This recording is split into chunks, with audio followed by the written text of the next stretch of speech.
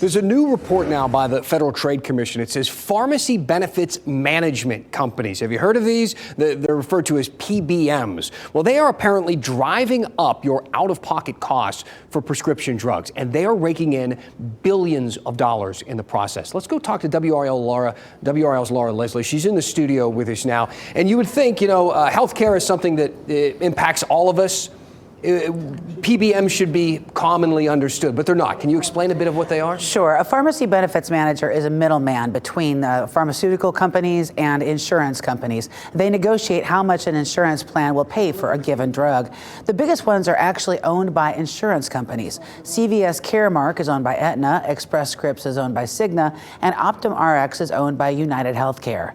Those three are called the Big Three, and they account for about 80% of the prescriptions in the U.S. So, Laura, what does the FTC say they're doing wrong?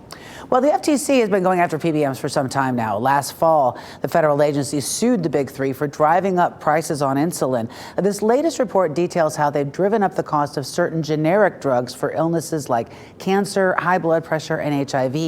They've classified many of those drugs as specialty drugs that you have to get through a specialty pharmacy affiliated with the PBM. Some of those drugs are marked up thousands of % beyond what they actually cost to buy. So we're talking about big money, but exactly how much money are we talking about here? Well, the FTC says the Big Three made more than $7.5 billion through markups from 2017 to 2022. One example is Tadalafil. It's a generic used for high blood pressure. It actually costs $38 for a 30-day prescription, right? The patient would pay $46 copay, but the patient's insurance was billed for $2,071 for that 30-day supply. The FTC says that's a markup of 5,546%. I mean, that really drives up insurance prices. So what are the PBMs saying in response to all of this? They say the report is misleading. They say it uses cherry-picked data, for example, and they say specialty generics are still saving people money over brand name drugs.